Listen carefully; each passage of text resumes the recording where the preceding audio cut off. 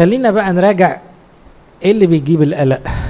غالبا اول حاجة الفلوس، او اللي هي بتترجم شياكة الى لقمة العيش. هي مش لقمة عيش طبعا، ده ولا كرواسون يعني، لا لكن اهو بتقال يعني لقمة عيش.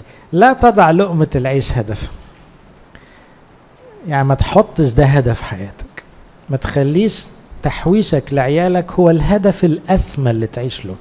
حوش بس مش هدف، حوش للسماء ده هدف. لكن كونك حطيت كم ألف للعيال كويس، مش خطية في ذاتها، لكن لو ده اللي شغلك تبقى 100 خطية.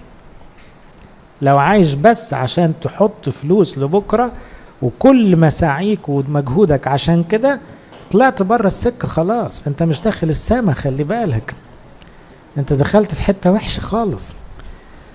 ما ينفعش يكون في هدف غير الملكوت ليك ولعيالك. اما لو جاء الخير يجي الخير وماله، مش خطية، ما ربنا خيره كتير. لا تضع الغنى هدفا، حسبه، لان الحاجات دي هي اللي بتجيب القلق.